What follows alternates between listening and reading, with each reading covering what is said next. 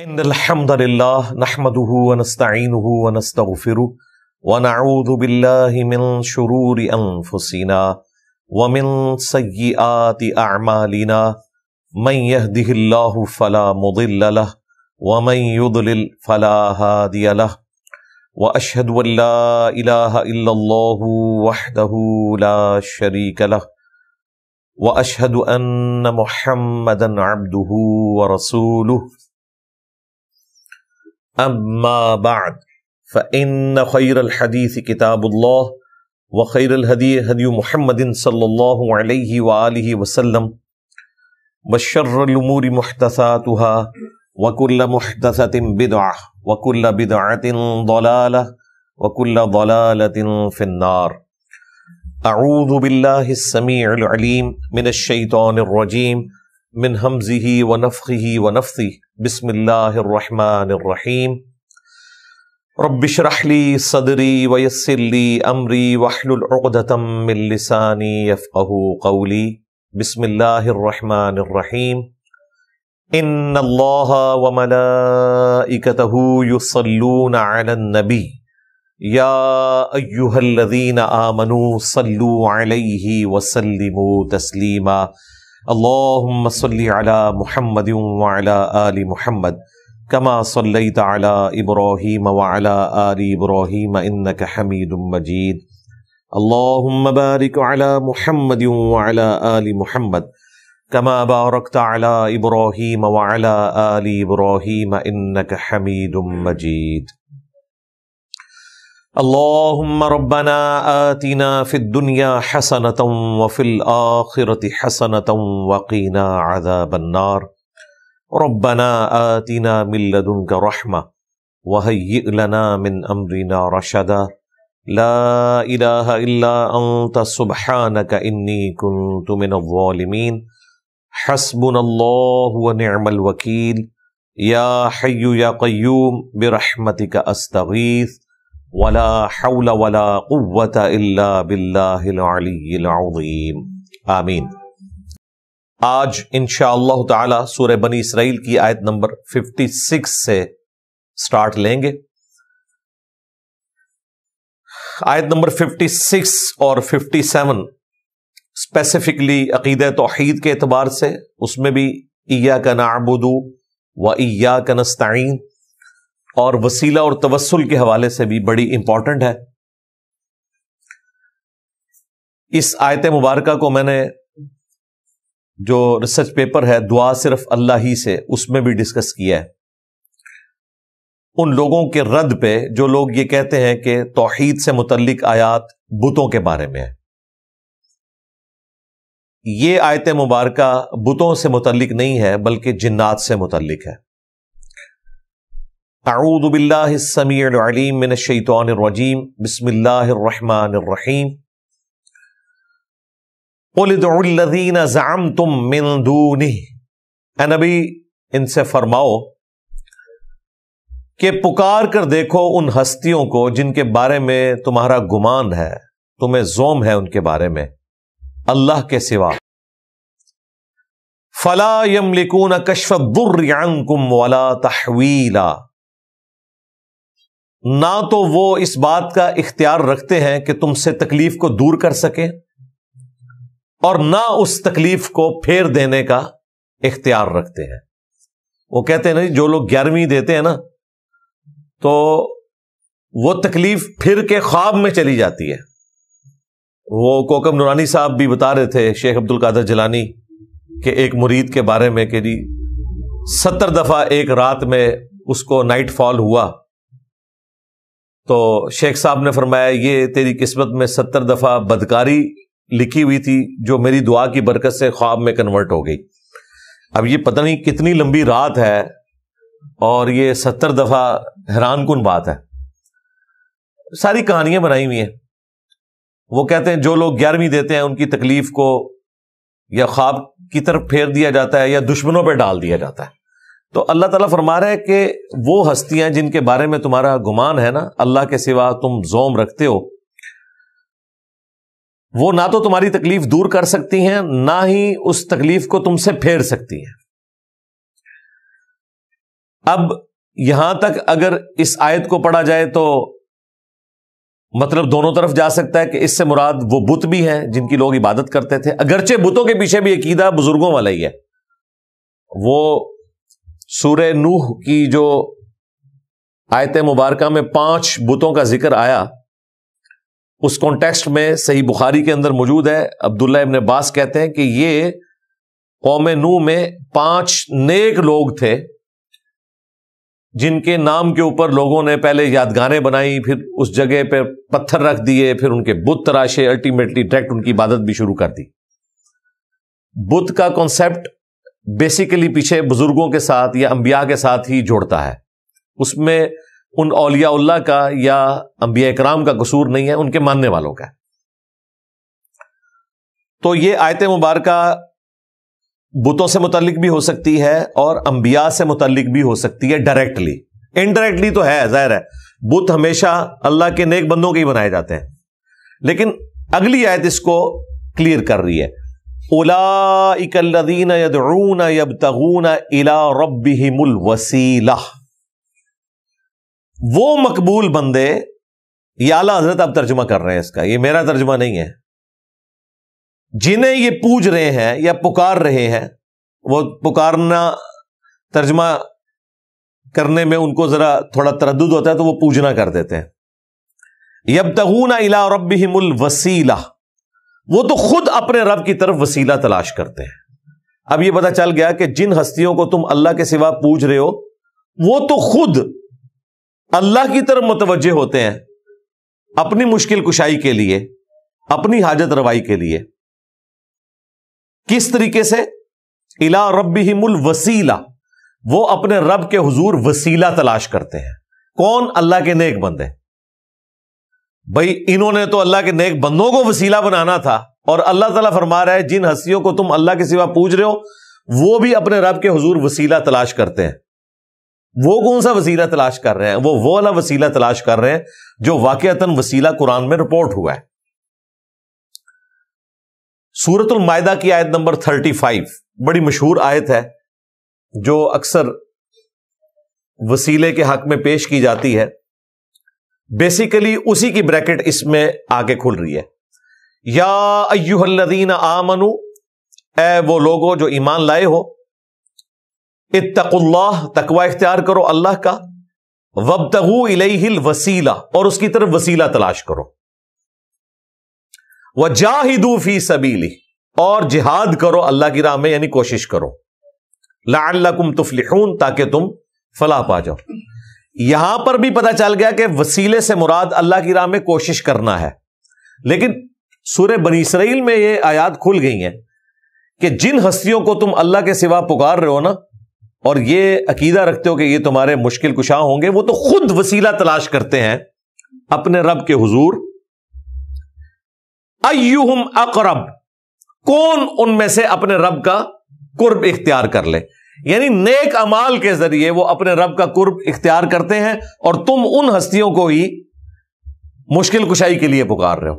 اور یہ جو میں بات کر رہا ہوں یہ بخاری مسلم دونوں میں لکھی ہوئی ہے۔ اس آیت کی تفسیر میں صحیح بخاری اور صحیح مسلم میں ابن مسعود رضی اللہ تعالیٰ عنہ کا قول ہے کہ یہ ان جنات کے بارے میں آیت مبارکہ نازل ہوئی کہ جب مشرکین عرب جنگلوں میں جایا کرتے تھے تو وہ ان جنات کی پناہ حاصل کیا کرتے تھے۔ وہ کہتے تھے کہ جی یہ جنگل جس جن کے حوالے ہے ہم اس بڑے جن کی پناہ میں آتے ہیں، اور اللہ تعالیٰ فرما رہے ہیں کہ جن جنات کی یہ پناہ حاصل کرتے تھے وہ تو خود ایمان لا کر اپنے رب کے حضور متوجہ ہیں، اپنے رب کے حضور سر تسلیم خم کرتے ہیں، اور یہ لوگ ابھی تک ان کی پناہ حاصل کر رہے ہیں۔ وہ تو خود اپنے رب کے حضور وسیلہ تلاش کرتے ہیں، یعنی نیک اعمال کرتے ہیں۔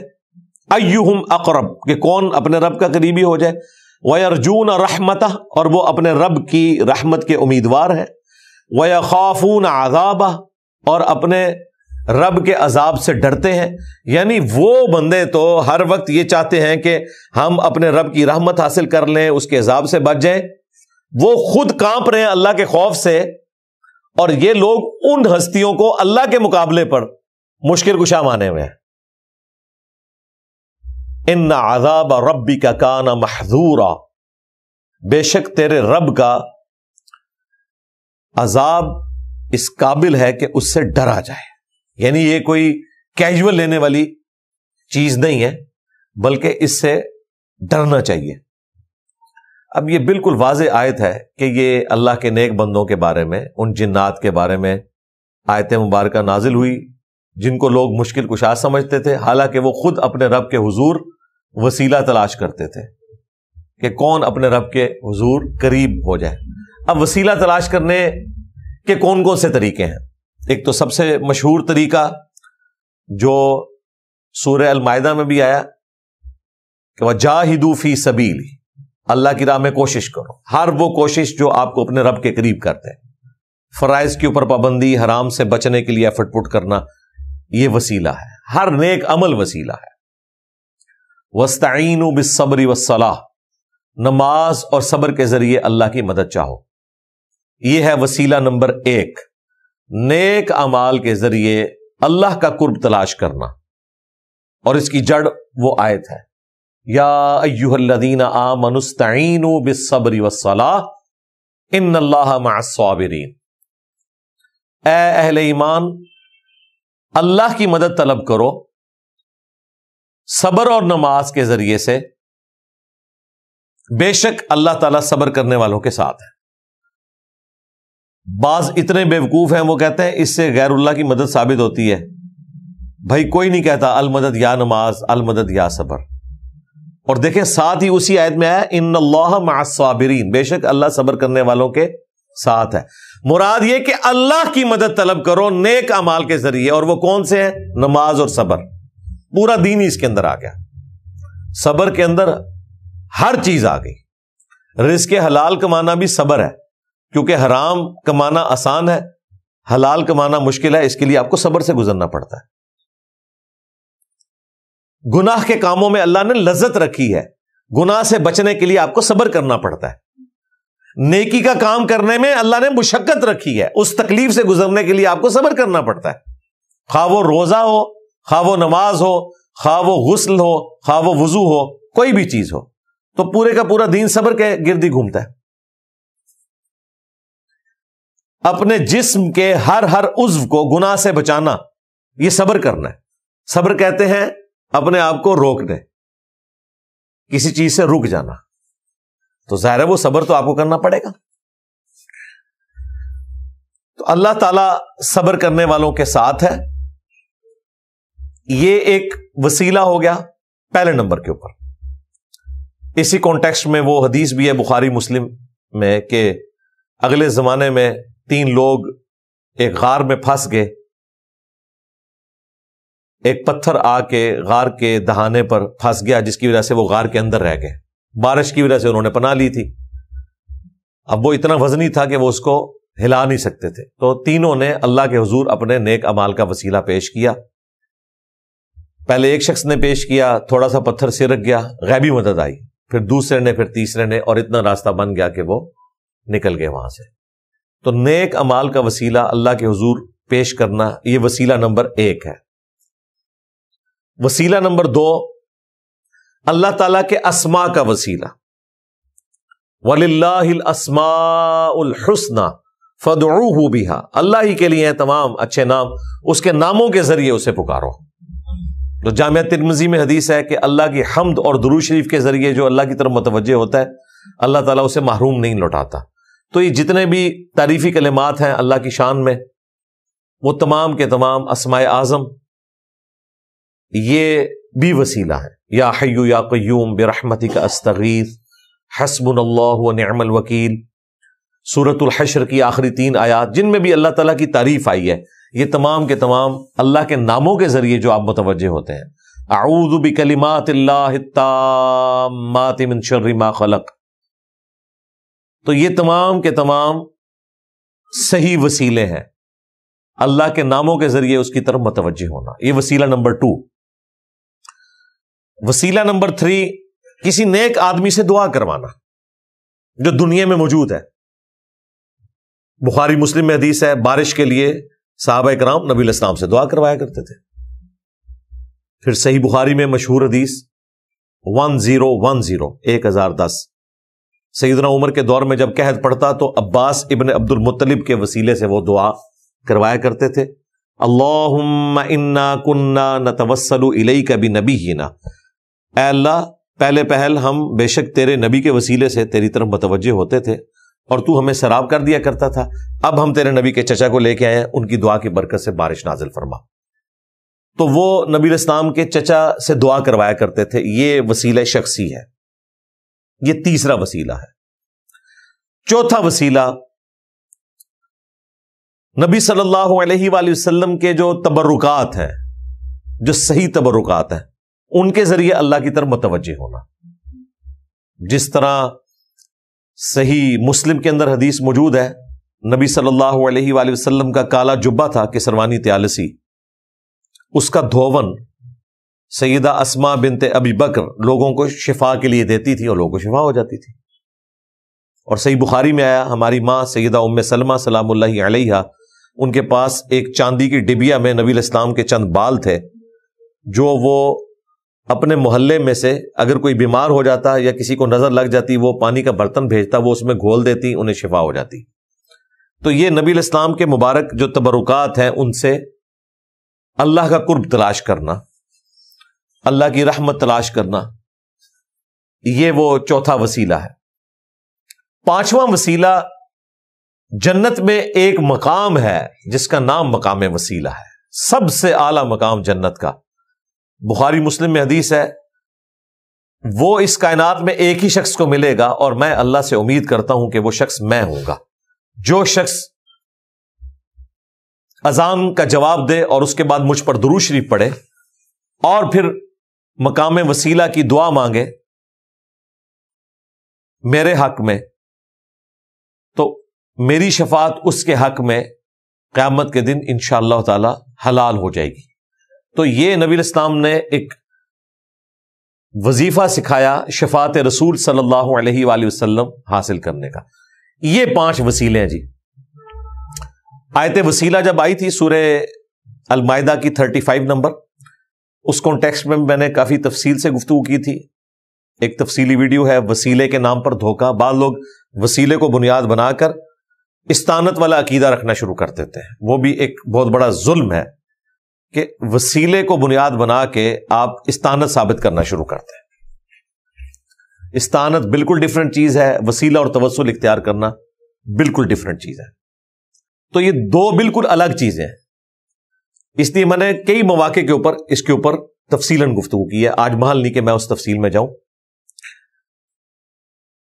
اب اگلی آیت کی طرف آ جائے. وَإِن مِّن قَرْيَةٍ إِلَّا نَحْنُ مُهْلِكُوهَا قَبْلَ يَوْمِ الْقِيَامَةِ، اللہ تعالیٰ فرما رہا ہے کوئی بھی ایسی بستی نہیں مگر یہ کہ ہم اسے ہلاک کر دیں گے قیامت سے پہلے. او معذبوها عذابا شدیدا، یا اسے سخت عذاب دیں گے. کان ذالک فی الکتاب مستورا، اور یہ اللہ تعالیٰ کی کتاب تقدیر میں بات لکھی ہوئی ہے. یعنی کوئی بھی بستی نہیں بچے گی مگر وہ ہلاک ہو جائے گی. اگر کوئی بچ بھی گئی تو قیامت والے دن تو اس نے ہلاک ہو ہی جانا ہے. اسپیسیفکلی تو انبیاء کرام کو اللہ تعالیٰ نے مختلف بستیوں کی طرف مبعوث کیا، اور اہل ایمان کو تو اللہ تعالیٰ اپنے پیغمبروں کے ساتھ نجات دے دیتا تھا، اور جو مخالفین ہوتے تھے ان کو اللہ تعالیٰ تباہ و برباد کر دیتا تھا. اس اعتبار سے ہر بستی ہی تباہ ہوئی ہے کسی نہ کسی فارم میں. لیکن اگر کوئی بچ بھی گیا، قیامت تو پوری زمین کے اوپر وارد ہونی ہے. قیامت والے دن تو بہرحال ہر بستی نے ہلاک ہو جانا ہے.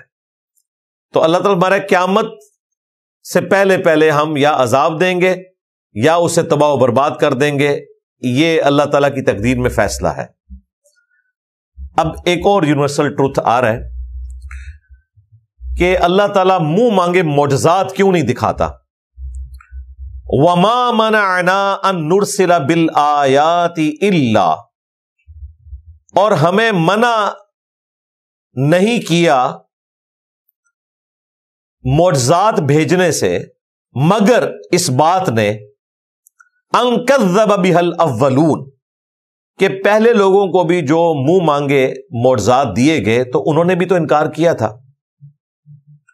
وَآتَيْنَا ثَمُودَ النَّاقَةَ مُبْصِرَةً، اور ہم نے قوم سمود کو تو اتنا روشن ایک معجزہ دکھایا تھا، اونٹنی کی شکل میں آنکھیں کھولنے والا.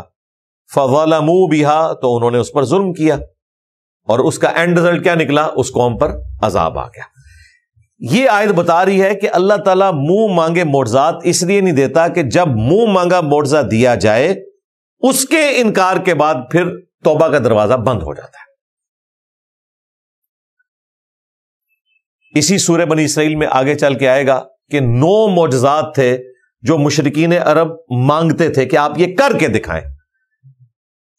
اگر وہ پورے کر دیے جاتے تو پھر کئی رضی اللہ تعالیٰ عنہ آج رضی اللہ تعالیٰ عنہ نہ ہوتے، ہلاک ہو جاتے. تو یہ اللہ کی رحمت تھی. دیکھیں 19 سال کے بعد خالد ابن ولید اسلام لے کر آئے ہیں.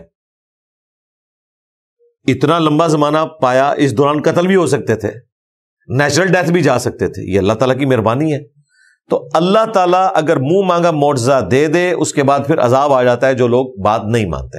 تو اللہ تعالیٰ نے وہاں پر بھی آگے چل کے آئے گا سورہ بنی اسرائیل آیت نمبر 93 میں کہ اے نبی یہ جو معجزات تم سے مانگ رہے ہیں نا کہ تمہارا کوئی باغ ہو جس میں تم نہریں رواں کر دو، یا کوئی سونے کا گھر ہو، یا تم آسمان پر چڑھ جاؤ، اور آسمان پر چڑھنا بھی نہیں مانیں گے جب تک کہ ہماری نظروں کے سامنے ایک کتاب لے کے نیچے نازل نہ ہو، تمہارے ساتھ فرشتے پھرتے ہوں. ان تمام باتوں کے جواب میں تم کہو کہ میں تو بشر ہوں، رسول ہوں، معجزات اللہ کے پاس ہیں، میں ڈر سنانے کے لیے آیا ہوں، یہ میری رسپانسبلٹی ہے. اللہ کے لیے مشکل نہیں تھا یہ معجزات دکھانا، لیکن پھر اللہ تعالیٰ کا حکم عذاب آ جانا تھا. تو اللہ تعالیٰ فرما رہا ہے کہ ہمیں معجزات دکھانے سے، جو منہ مانگے معجزات ہیں، کسی چیز نے منع نہیں کیا سوائے اس چیز کے کہ اللہ تعالیٰ نے کہا کہ آلریڈی انسانیت میں یہی ہوا ہے کہ جب منہ مانگا معجزہ دکھایا گیا بات انہی لوگوں نے ماننی تھی جنہوں نے پہلے مانی ہوئی تھی، اور جو انکار کرنے والے تھے وہ انکار پر ہی بضد رہے اور وہ عذاب کا شکار ہو گئے. اس لیے پھر بہرحال یہ بہت بڑی رحمت ہے اللہ تعالیٰ کی طرف سے کہ منہ مانگا معجزہ نہ دیا جائے تاکہ قوم کے لیے اور مہلت کا ٹائم اویلیبل ہو جائے. وَمَا نُرْسِلُ بِالْآيَاتِ إِلَّا تَخْوِيفًا، اور ہم نشانیاں نہیں بیچتے تھے مگر ڈر سنانے کو تاکہ لوگ عبرت حاصل کر لیں، اللہ کی طرف پلٹ آئیں. وَإِذْ قُلْنَا لَكَ إِنَّ رَبَّكَ أَحَاطَ بِالنَّاسِ، اور جب تم نے لوگوں سے فرمایا کہ اللہ تعالی بے شک لوگوں کا احاطہ کیے ہوئے ہے، یعنی یہ بھی لوگوں کے لیے ماننا مشکل تھا نا کہ ایک اللہ کائنات کی تمام مخلوقات کے ہر عمل سے واقف ہے، اپنے علم سے ہر چیز کو گھیرے ہوئے ہے. تو ظاہر ہے کہ یہ بات ایک انسان کے لیے ایکسپٹ کرنا بڑا مشکل ہے، اس زمانے کے انسان کے لیے. آج تو خیر ہمیں سائنس کی برکت سے کتنی چیزیں پتہ چل گئی ہیں کہ اللہ تعالیٰ نے انسان کو کتنی ترقی کروا دی ہے کہ وہ ایک چھوٹے سے سم کارڈ کے اندر، ایک چھوٹی سی چپ کے اندر، چھوٹی سی ہارڈ ڈسک میں اتنا ڈیٹا سٹور کر لیتا ہے. اس زمانے میں تو ان کے لیے فتنہ بنا ہوا تھا کہ اللہ تعالیٰ نے تمام انسانوں کا احاطہ کیے ہوئے ہے. وَمَا جَعَلْنَا الرُّؤْيَا الَّتِي أَرَيْنَاكَ إِلَّا فِتْنَةً لِلنَّاسِ، اور ہم نے جو آپ صلی اللہ علیہ وآلہ وسلم کو منظر دکھایا وہ تو فتنہ بن گیا، لوگوں کے لیے آزمائش بن گیا. وہ منظر کون سا تھا؟ ویسے رؤیا کا ورڈ عموماً خواب کے لیے بولا جاتا ہے، لیکن ظاہری آنکھوں سے بھی جو منظر دیکھا جاتا ہے اس کے لیے بھی رؤیا کا لفظ بولا جاتا ہے. یہاں پہ واقعہ معراج کی طرف اشارہ ہے. اسی کی وجہ سے غامدی صاحب کا یہ موقف ہے کہ جی یہ جو معراج ہے وہ خواب میں کروائی گئی، حالانکہ یہ جو آیت نمبر 60 ہے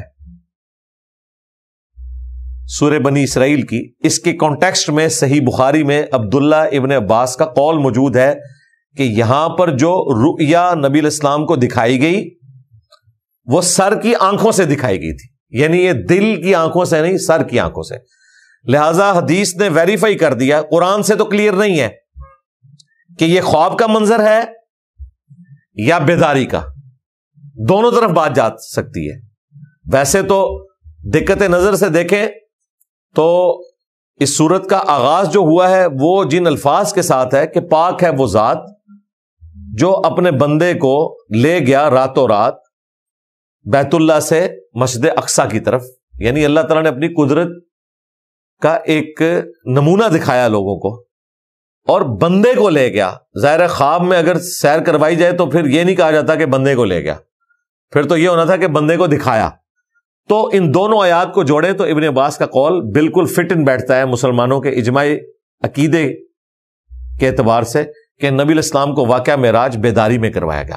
ویسے نبی علیہ السلام کو کئی دفعہ معراج ہوئی ہے، اس کے علاوہ بھی بخاری مسلم میں ہے، خواب میں آپ کو کئی مناظر دکھائے گئے ہیں، لیکن یہ جو بڑی معراج ہے الاسراء والمعراج وہ آپ علیہ السلام کا فزیکل ایکسپیرینس ہے، خواب کا ایکسپیرینس نہیں ہے۔ تو اللہ تعالیٰ ہمارا اس واقعے کو ہم نے فتنہ بنا دیا۔ ظاہر فتنہ تو بن گیا نا، لوگوں نے کہا کہ آلموسٹ 1 مہینے یا 40 دن کی مسافت ہے مکے سے لے کر شام تک کا سفر، تو یہ کیسے ہو گیا کہ ایک رات میں ایک شخص گیا اور واپس آ گیا؟ تو آزمائش تو بن گئی، اور اسی آزمائش کے اوپر پورا اترے سیدنا ابوبکر صدیق رضی اللہ تعالیٰ عنہ، جو المستدرک للحاکم میں آیا ہے اور دلائل النبوہ امام بیہقی کی کتاب کے اندر، کہ جب لوگوں نے ان سے کہا کہ اس طرح اگر کوئی دعویٰ کرے، انہوں نے کہا کس نے دعویٰ کیا؟ تو بتایا گیا رسول اللہ نے۔ تو انہوں نے کہا میں تو اس سے بڑی بات مانتا ہوں کہ ان کے پاس اللہ کا فرشتہ آتا ہے، اگر انہوں نے یہ بات کی ہے تو میں تصدیق کرتا ہوں۔ اور سیدہ عائشہ کے الفاظ ہیں کہ اسی موقع پر آپ کا لقب صدیق مشہور ہو گیا، یعنی تصدیق کرنے والا۔ اور اس میں یہ بھی الفاظ ہیں کہ کئی لوگ واقعہ معراج کی وجہ سے مرتد بھی ہو گئے جنہوں نے انکار کیا ہے۔ اور یہ جو قرآن میں نا یہ فتنہ بن گیا ہے، یہ فتنہ صرف کافروں کے لیے نہیں تھا، مسلمانوں کے لیے بھی بنا، کئی لوگ مرتد بھی ہو گئے نبی علیہ السلام کا انکار کر کے۔ وَالشَّجَرَةَ الْمَلْعُونَةَ فِي الْقُرْآنِ، اور وہ پیڑ جس کے اوپر لعنت کی گئی ہے قرآن کے اندر۔ یہ پیڑ کون سا؟ جو جہنمیوں کا کھانا ہوگا۔ ان الشجرۃ الزقوم طعام الاثیم، جو سورہ الدخان میں آئے گا کہ زقوم کا درخت جو ہے وہ گناہگاروں کی خوراک ہوگا۔ یہ بھی ایک فتنہ بن گیا کافروں کے لیے۔ وہ کیسے بن گیا؟ وہ یہ سمجھ رہے تھے جس طرح دنیا میں درخت اگر آگ ان کو دکھائی جائے تو درخت تو جل جاتا ہے، تو یہ کون سا درخت ہے جو جہنم کی آگ میں ہوگا؟ جہنم کی آگ میں درخت کیسے ایگزسٹ کر سکتا ہے؟ وہ اس فزیکل ورلڈ کے اعتبار سے اسے دیکھ رہے تھے، حالانکہ وہ تو اسپیشل درخت ہے، وہ اللہ نے اگایا ہی ایسا ہے، وہ آگ میں ہی اگے گا، اور اس کے کڑوے پتے جہنمیوں کی خوراک ہوگی، اگرچہ ان کا دل نہیں کرے گا کھانے کو، لیکن وہ مجبوراً کھائیں گے۔ اور اس کڑواہٹ کی وجہ سے قرآن میں آتا ہے ان کو پھر پیاس لگے گی، پانی ان کو نہیں ملے گا، پھر جو جہنمی ہیں ان کے زخموں کا جو پیپ ہے اور خون وہ انہیں پینے کو دیا جائے گا، دل نہیں کرے گا، پیئیں گے مجبوراً اپنی پیاس مٹانے کو۔ اللہم اجرنا من النار، آمین۔ اچھا، یہ جب ساری آیات ہم سنتے ہیں ہم سمجھتے ہیں کہ کسی اور کی بات ہو رہی ہے، ہماری تو ہو ہی نہیں رہی ہے، ہماری تو جنت میں سیٹ پکی ہے۔ ہاں، اگر آپ کے دماغ میں یہ بات بیٹھ گئی ہے تو بھائی کبھی بھی آخرت کی اصلاح نہیں ہو سکتی آپ کی۔ فوراً اپنے آپ کو وہاں رکھ کے دیکھیں کہ یار یہ میرے ساتھ نہ ایسا ہو جائے، تب فائدہ ہے۔ ادروائز تو یہ روٹین میں باتیں سنیں آپ ایک انجوائمنٹ کے طور پر، جس طرح آج ہم فلسطینیوں کی تکلیف کا اندازہ نہیں کر سکتے، ہم صرف ٹی وی میں سن لیتے ہیں کہ آج اتنے لوگ شہید ہو گئے، فلاں جگہ کارپیٹ بمبنگ ہوئی اور اتنے بچے شہید ہو گئے، لیکن فزیکلی وہ تکلیف وہی لوگ کاٹ رہے ہیں۔ ہاں، ہم یہاں بیٹھے ہوئے ہیں، ہم ایک خبر کے طور پہ تو اسے سن لیتے ہیں، آگے بیان بھی کر دیتے ہیں۔ خیر وہ تکلیف تو دنیاوی ہے، وہ تو ختم بھی ہو گئی، لیکن آخرت میں تو سورہ فرقان میں آتا ہے کہ آج 1000 دفعہ بھی موت مانگو، موت نہیں تمہیں آئے گی۔ موت تو نہیں آنی، جہنمی تمنا کریں گے کاش موت آئے اور جان چھوٹ جائے، لیکن ایسا نہیں ہوگا۔ تو اللہ تعالیٰ فرما رہے کہ یہ جو درخت ہے زقوم کا، یہ بھی آزمائش بن گیا ان کے لیے۔ وَنُخَوِّفُهُمْ، اور ہم انہیں ڈراتے ہیں، فَمَا يَزِيدُهُمْ إِلَّا طُغْيَانًا كَبِيرًا، تو یہ ڈرانے کے بعد رزلٹ یہی نکلتا ہے کہ اضافہ نہیں ہوتا مگر ان کی سرکشی میں۔ اب اندازہ کریں کہ اللہ تعالیٰ سمجھا رہا ہے اور نبی علیہ السلام دائی ہیں، اس کے باوجود اللہ تعالیٰ کہہ رہے ہیں ان کی سرکشی میں اضافہ ہی ہوتا جا رہا ہے۔ جب جب سمجھایا جاتا ہے ان کی سرکشی میں اضافہ ہوتا ہے۔ اس میں ہمارے لیے ایک مورل لیسن ہے کہ اگر ہم کسی کو دعوت حق پیش کرتے ہیں اور آگے سے وہ بھدک جاتا ہے یا سچائی کو قبول نہیں کرتا تو کوئی ٹینشن کی بات نہیں ہے، ہمارا فرض ادا ہو گیا۔ وَتَوَاصَوْا بِالْحَقِّ وَتَوَاصَوْا بِالصَّبْرِ۔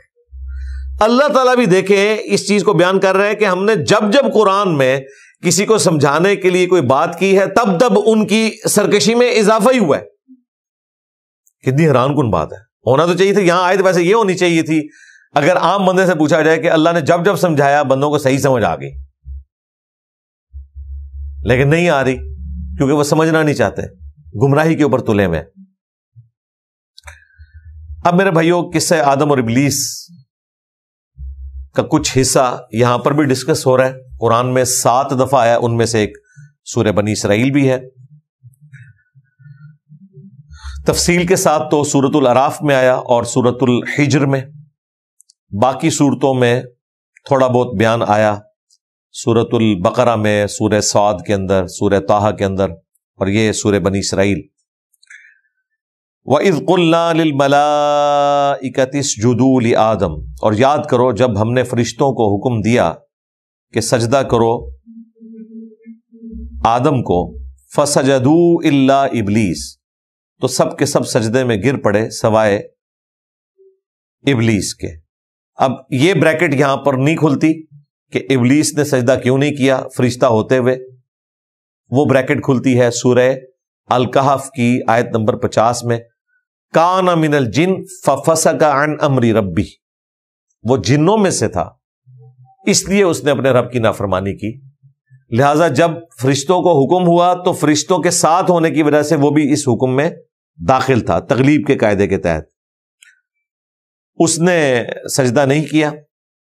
اب کسی کے دماغ میں آ سکتا تھا کہ ہو سکتا ہے اس کو سمجھ نہ آئی ہو کہ یہ تو فرشتوں کو حکم ہے، میں تو جن ہوں، تو ایسی کوئی بات نہیں۔ ساتھ ہی اللہ تعالیٰ نے فرمایا قال اسجد لمن خلقت طینا، یہاں پہ وہ سٹوری کو شارٹ کر کے بیان کیا گیا کہ ابلیس بولا کہ میں اس کو سجدہ کروں جس کو تو نے مٹی سے بنایا۔ باقی جگہوں پہ آتا ہے کہ اللہ تعالیٰ نے پوچھا کہ تجھے کس چیز نے منع کیا کہ جو میں نے حکم دیا تو اس کو پورا نہیں کر رہا، تو اس کے جواب میں اس نے کہا۔ یہ سوال یہاں پہ مسنگ ہے، وہ باقی جگہوں پہ آتا ہے۔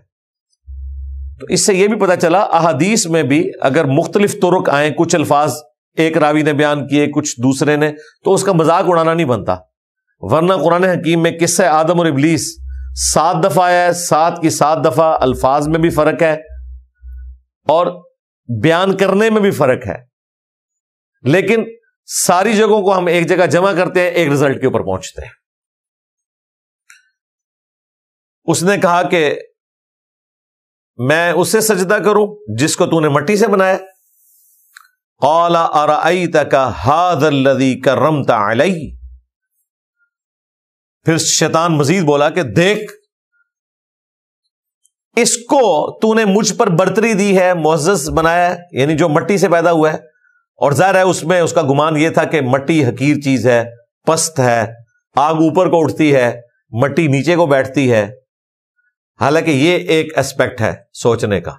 دوسرا اسپیکٹ یہ ہے کہ آگ میں جو چیز بھی ڈالیں تباہ ہو جاتی ہے، اور مٹی میں آپ ایک بے قدر بیج بوئیں 6 ارب گنا بڑا درخت بن جاتا ہے۔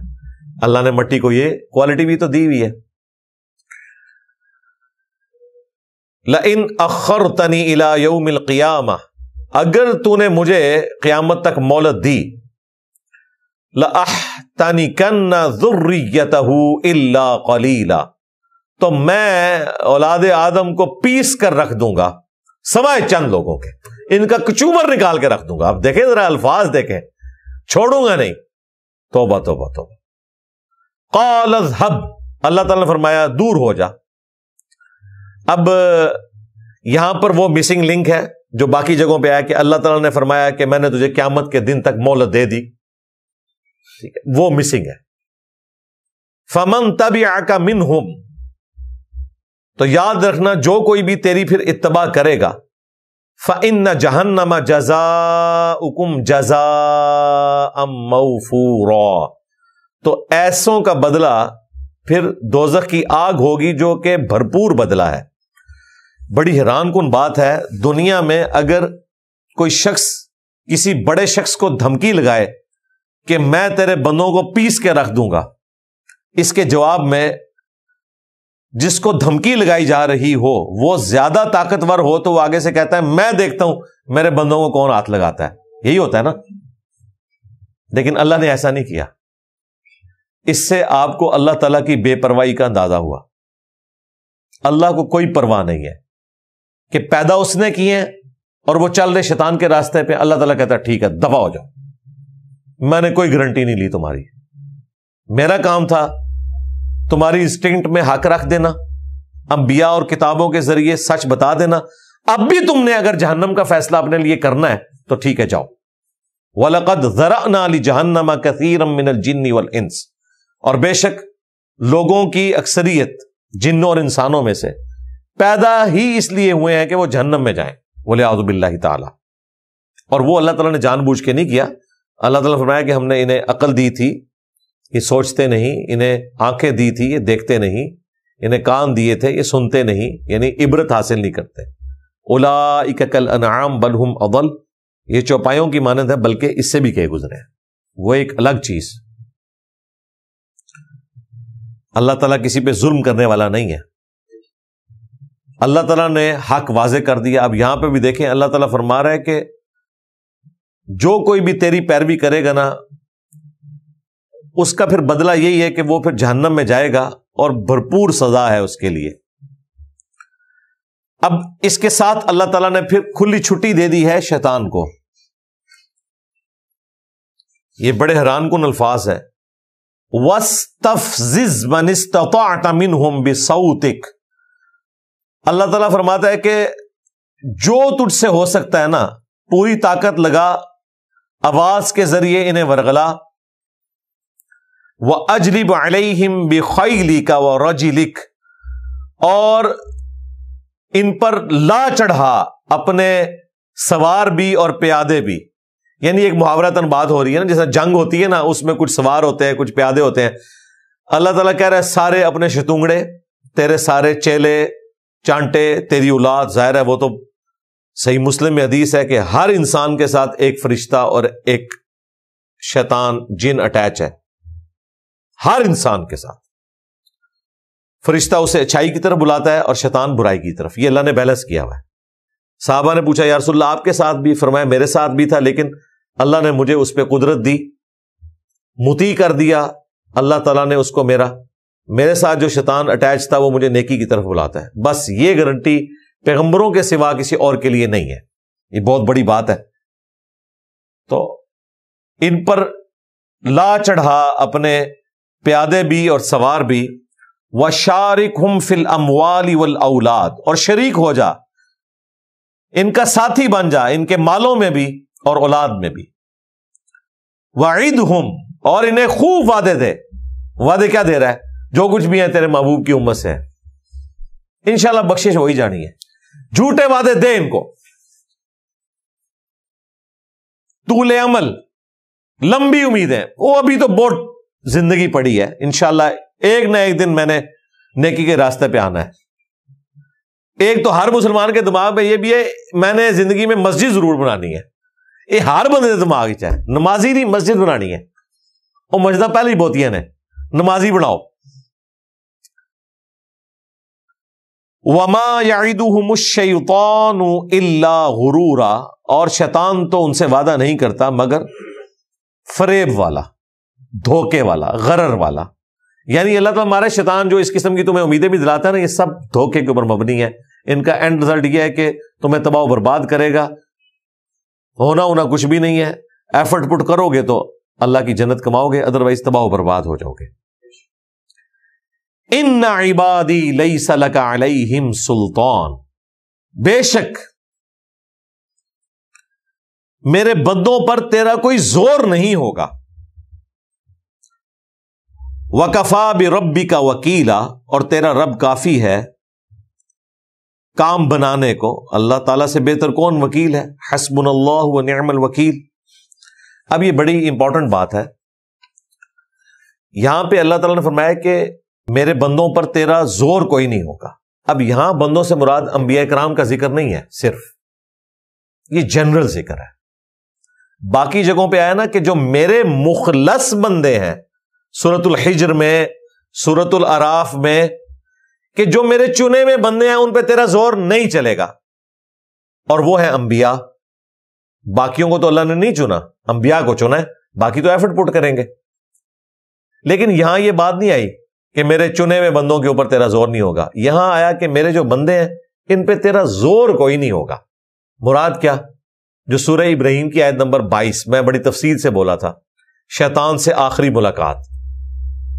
اس میں جب قیامت والے دن شیطان انسان اکٹھے ہوں گے تو وہاں پر شیطان بھی ایک تقریر کرے گا، واز کرے گا اور کہے گا کہ دیکھو دنیا میں اللہ نے جو وعدہ کیا تھا وہ پورا کر دیا، اور میں نے جو وعدہ کیا تھا آج میں اپنا وعدہ توڑتا ہوں.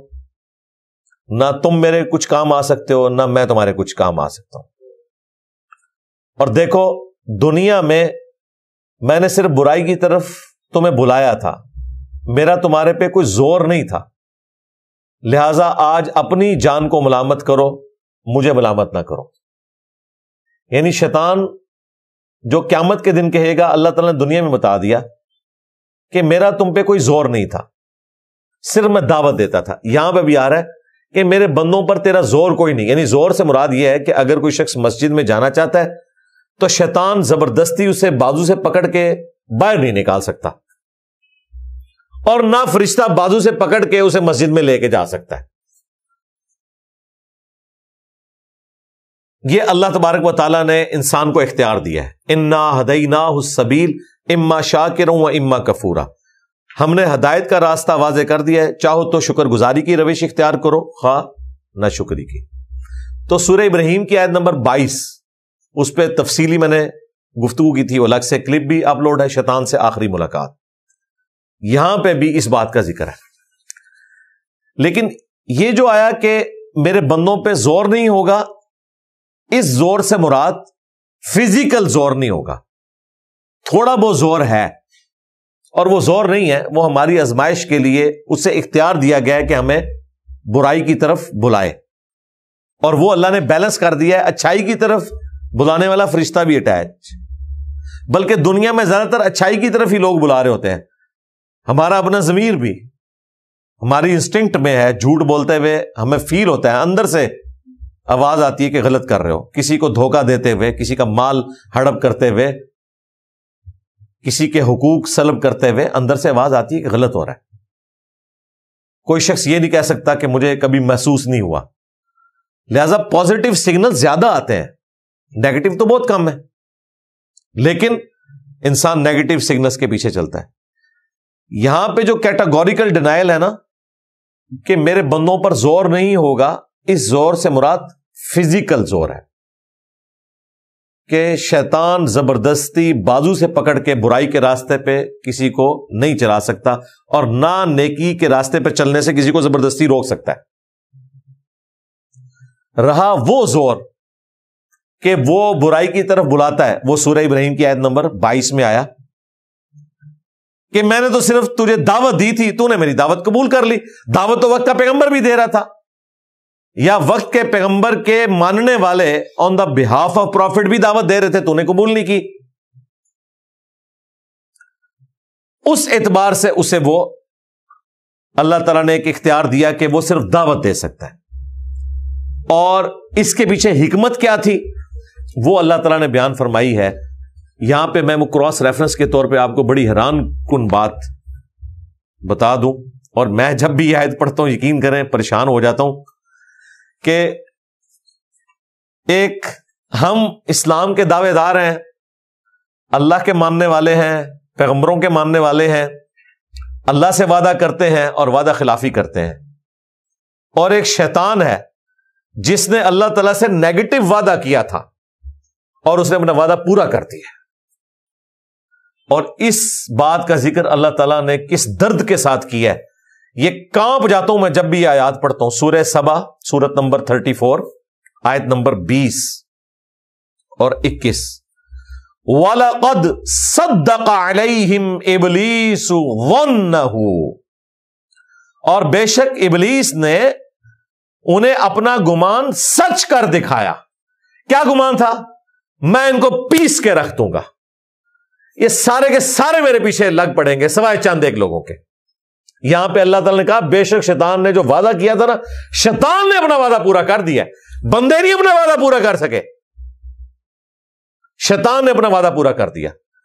فَاتَّبَعُوهُ، پس سب کے سب اس کی پیروی میں لگ گئے، إِلَّا فَرِيقًا مِّنَ الْمُؤْمِنِينَ، سوائے ایک اہل ایمان کا جو گروہ تھا، خوف خدا رکھنے والے، وہ بچے ہیں، باقی سب کے سب اس کے پیچھے لگے ہیں۔ ظاہر سے بڑی کیا بات ہے، وَلَقَدْ ذَرَأْنَا لِجَهَنَّمَ كَثِيرًا مِّنَ الْجِنِّ وَالْإِنسِ، بہت سے جن اور انسان الٹیمیٹلی جہنم میں جانے والے ہیں۔ وَمَا كَانَ لَهُ عَلَيْهِمْ مِنْ سُلْطَانٍ، اور ہم نے ان پر شیطان کو قابو نہیں دیا تھا مگر اس وجہ سے، إِلَّا لِنَعْلَمَ مَن يُؤْمِنُ بِالْآخِرَةِ، تاکہ ہم یہ جانچیں کہ کون آخرت کے دن پر ایمان رکھتا ہے۔ یعنی یہ جو اس کو تھوڑا بہت اختیار دیا تھا نا کہ وہ برائی کی طرف بلائے گا، گناہ کو سجا کے سامنے پیش کرے گا، تو یہ ہم نے دیا تھا۔ اس کے بغیر تو پتہ ہی نہیں چلنا تھا کہ کون دودھ پینے والا مجنو ہے اور کون ہمارے ساتھ کمٹمنٹ نبھانے والا ہے۔ واقعی اس کے بغیر تو نہیں پتہ چل سکتا۔ دعویٰ کرنے والے تو اتنے بڑے بڑے دعوے کرتے ہیں۔ تو یہ ہم نے جو تھوڑا بہت اختیار دیا، یہ میں نے آیت اس لیے کوٹ کی، وہاں اللہ تعالیٰ کہہ رہا ہے ہم نے کوئی اختیار ہی نہیں دیا ہوا اس کو، یہاں اللہ تعالیٰ کہہ رہا ہے ہم نے اختیار دیا ہے۔ وہ جس اختیار کی نفی ہے وہ فزیکل اختیار ہے، اور یہ جس کا اثبات ہے یہ وہ اختیار ہے کہ دعوت، جو سورہ ابراہیم کی آیت نمبر 22 میں بھی آیا ہے۔ یہ ہم نے اس لیے دیا تاکہ ہم جانچیں کون آخرت پر ایمان لانے والا ہے، ممن ہوا منہا فی شک، اور کون ان میں سے ایسا ہے جو آخرت کے معاملے میں شک میں مبتلا ہے۔ ظاہر ہے جسے پتا ہے میں نے اللہ کے حضور پیش ہونا ہے تو اس نے تو شیطان کی پیروی نہیں کرنی، اس نے تو کہنا یہ میں 50-60 سال کا روزہ رکھ لوں اور پھر ہمیشہ کی افطار ہے، اربوں سال کی زندگی ہے۔ وَرَبُّكَ عَلَىٰ كُلِّ شَيْءٍ حَفِيظٌ، اور بے شک تمہارا رب ہر چیز کے اوپر نگہبان ہے۔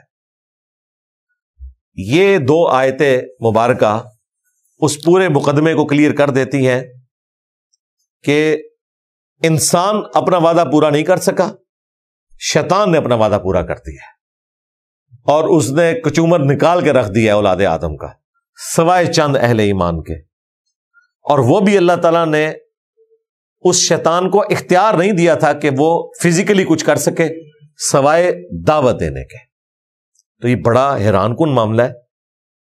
لوگ کہتے ہیں نہیں سپر پاور امریکہ ہے، میں کہتا ہوں نہیں، سپر پاور اگر دیکھنی ہے تو ابلیس ہے، اس سے بڑی کوئی سپر پاور نہیں ہے۔ اللہ تعالیٰ نے جو اس کو اختیار دیا ہوا ہے، ہر برائی کے پیچھے سپر پاور یہی ہے، اور واقعی اس نے کر دکھایا جو اس نے کرنا تھا، اور اس نے اپنا گمان سچ کر دکھایا کہ میں اکثریت کو بہکا دوں گا اور تو انہیں ناشکر ہی پائے گا۔ یہ بھی آیا تھا تو اللہ تعالیٰ نے کیا فرمایا تھا کہ مجھے بھی اپنی عزت کی قسم ہے کہ میں ضرور بھر دوں گا جہنم کو تجھ سے اور ہر اس شخص سے، خواہ وہ جنوں میں سے ہوا یا انسانوں میں سے، جو تیری پیروی کرے گا۔ میں نے بھی پھر کوئی گارنٹی نہیں اٹھائی ہوئی ہے، کاش اللہ تعالیٰ ہماری گارنٹی لے لیتا، پھر تو امتحان ہی ختم ہو جاتا، پھر جنت بھی نہیں ملنی تھی۔ اللہ تعالیٰ نے گارنٹی نہیں لی۔ ہاں، ایک اللہ تعالیٰ نے انسان کے ساتھ اتنی بڑی چیز اٹیچ کر دی ہے کہ اسے سوچنے سمجھنے کی صلاحیت دی ہے، اس کی انسٹنکٹ میں اچھائی کی محبت اور گناہ سے نفرت ڈال دی ہے، اور انبیاء کرام کی تعلیمات کے ذریعے سچ کا سچ ہونا اور برائی کا برائی ہونا، گناہ کا گناہ ہونا بتا دیا ہے۔ جو سورۃ النساء میں آیا کہ ہم نے یہ پیغمبر اس لیے بھیجے تاکہ قیامت کے دن کوئی شخص اللہ تعالیٰ کے مقابلے پر کوئی دلیل، کوئی حجت نہ بنا سکے انبیاء کے آ جانے کے بعد۔ تو اللہ تعالیٰ نے وہ جو اپنا پلان تھا نا، اس کو بڑے صحیح طریقے سے پورے ایس او پی کو رکھا ہوا ہے، ہر چیز اپنی جگہ پہ فٹ ہے، کوئی قیامت والے دن اللہ تعالیٰ کو گلہ شکوہ نہیں کر سکتا۔ اور سب سے بڑھ کر یہ کہ یہ جو آخرت میں ہونا ہے اس کی فلم دنیا میں ہی چلا دی ہے کہ یہ ہو جائے گا۔ کتنی حیران کن بات ہے، یعنی اگر کسی شخص کو دنیا میں ایک ویڈیو فلم دکھائی جائے، اسے آپ منع کریں کہ فلاں طرف تم نے نہیں جانا ورنہ تمہارا ایکسیڈنٹ ہو جائے گا، اور وہ کہے کہ نہیں، ہو ہی نہیں سکتا، میرے جیسا تمہارا ڈرائیور ہی کوئی نہیں ہے، لیکن اسے دکھائی جائے اس کی ویڈیو کہ یہ دیکھو، یہ تم جب جاؤ گے نا تو یہ دیکھو، یہ رانگ سائڈ سے ایک ٹریلا تیار ہے تمہیں شہادت کے درجے پہ فائز کرنے کے لیے۔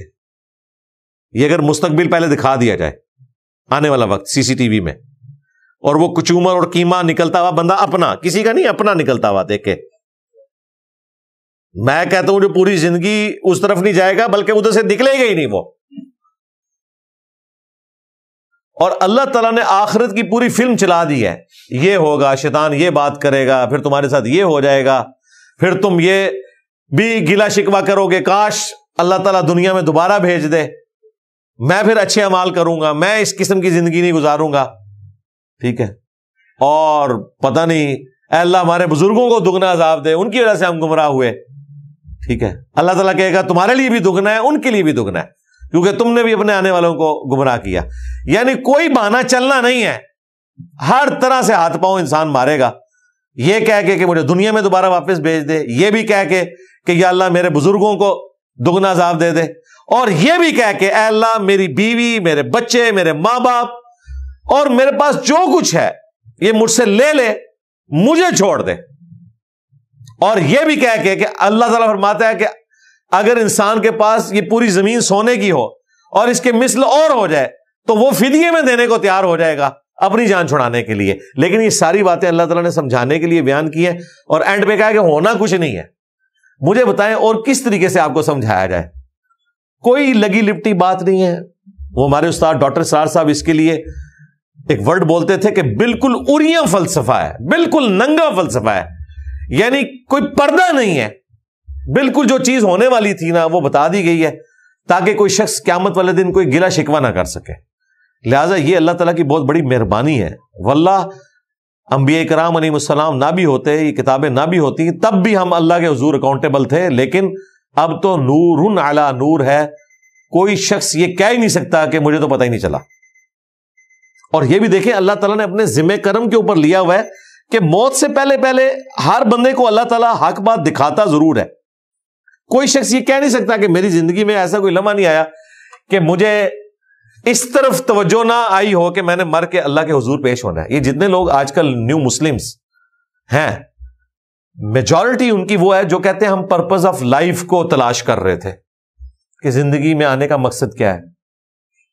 پھر گھروں میں جوان ڈیتھس ٹورڈز ایٹرنیٹی ایک چینل ہے، انگلش میں بھی ہے، اردو میں بھی، وہ دیکھنے والا ہے، لائف سٹوریز ہیں نیو مسلمز کی۔